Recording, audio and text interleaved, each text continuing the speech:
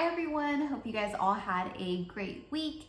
I wanted to kind of bring you guys into the loop of what I've been doing over the last couple of weeks, and hopefully this might be helpful for some of you out there.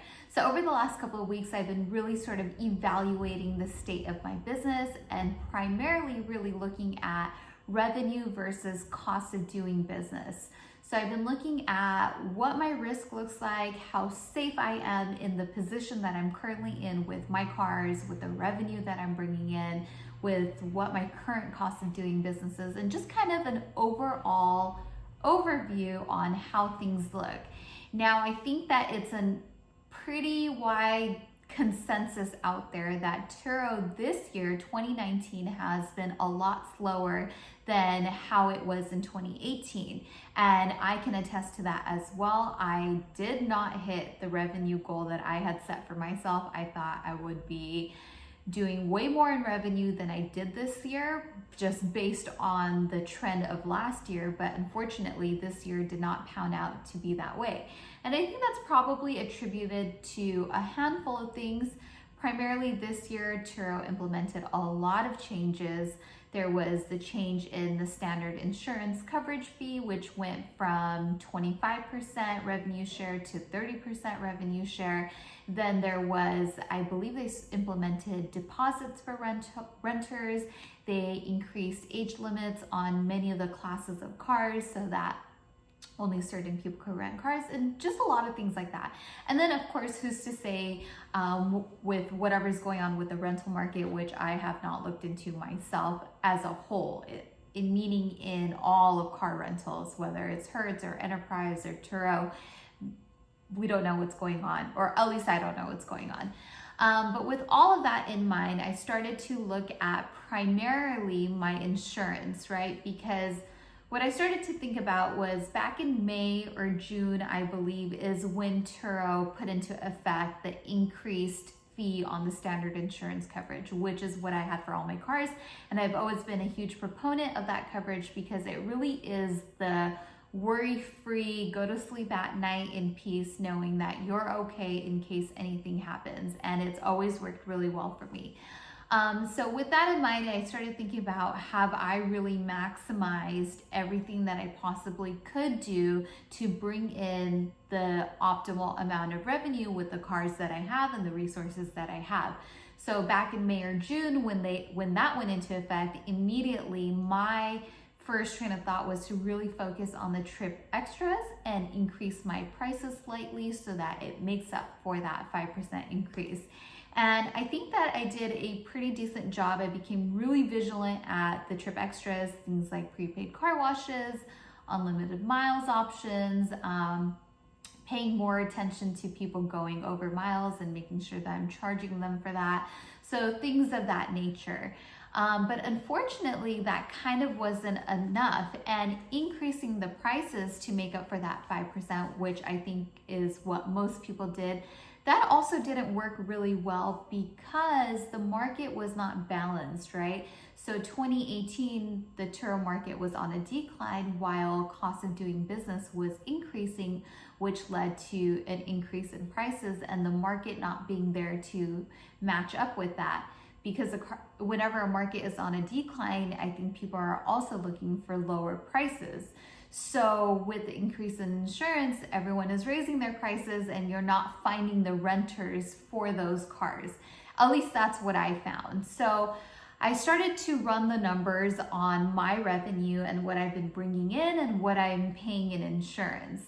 And what I did was I looked at the difference between what I paid in the new standard coverage versus what I would have paid if I decided to go with the basic coverage that has a deductible on it in case your car gets into an accident. And I ran a whole bunch of scenarios. I looked at how many accidents I had this year, which this year was the most accidents I've ever had. hopefully this year was just an anomaly. It was kind of weird.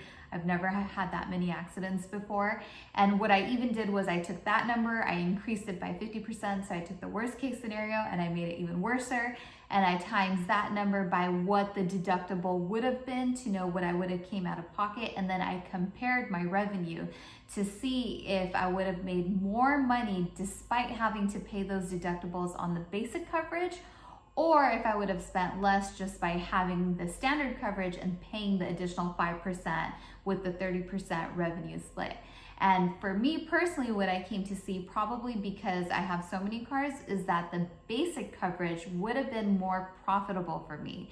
And so that's why I made the decision last week to change all my cars to Turo's basic coverage.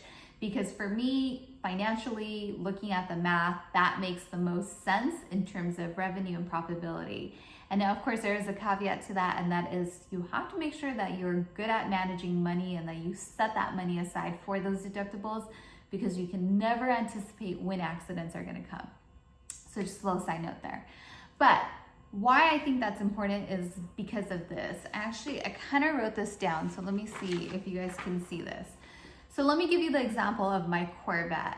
Now, at the original standard insurance pricing, where Turo took a 25% split, on my peak days of rentals for my Corvette, my goal is always to earn $100 in revenue, right? So that's after the percentage. That meant that I could price out my Corvette at $134 per day, and that would give me $100 in revenue. Now, when Turo increased the price on their standard coverage, I had to increase my day rate for the Corvette to $144, so increase it by $10 so that I can still make $100. And that's when I started to see rentals slow down. Now with the basic coverage, I was able to drop my prices down to $120 per day. So that, I think, is a really good sweet spot, and I've seen it work really well. My rentals started to pick up.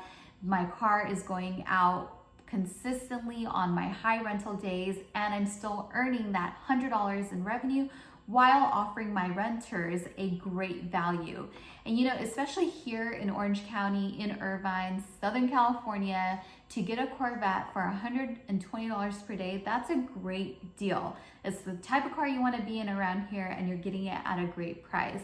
So I kind of put the breakdown here. I'll just hold it up for a second just so you guys can kind of see what the difference looks like in percentages. So that has really helped me sort of lift up my revenues consistently. Then also I looked at my slow days, which is Monday through Wednesday, right? The lowest amount of money that I'm willing to take on my Corvette in revenue is $50. No matter what, I have to make at least $50. I can't go lower than that. And if some of you out there have been watching my listings, you've asked me why I price so low. I'd rather have my car go out Monday through Wednesday at $50 per day than to have it just sit there.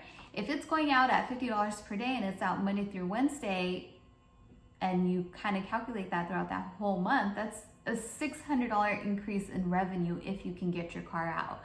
Now, switching to the basic coverage, I'm now able to price my car down to $60 per day, Monday through Wednesday, versus on the standard coverage, it was at $72 per day, Monday through Wednesday, because that allowed me to make $50. So now, by dropping it to $60, I'm able to offer better value for people out there, and I'm able to access a new window of renters and hopefully retain them better because they're getting more value for their money. So just overall speaking, I'm really happy with the shift that I've done with the insurance.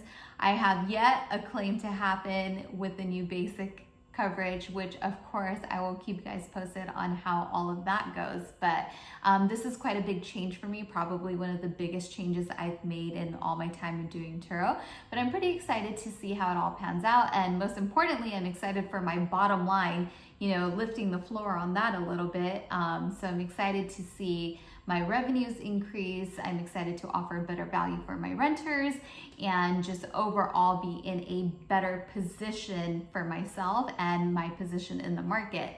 So for some of you out there, it might be worth it for you to really take a look at your revenues and kind of see where you stand and see if decreasing your insurance might actually make more sense than being on that standard coverage.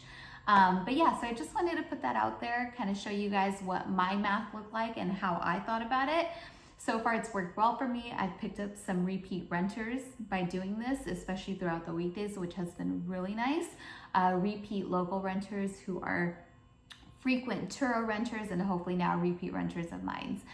So that's been really awesome. But thanks for watching, guys. As always, please do leave me your questions and comments, especially about this new insurance change. And I would love to know how many of you guys out there have the basic coverage or the standard or the premium and how that's working out for you guys. So I will talk to you guys soon. Have a great rest of your evening. Bye, guys.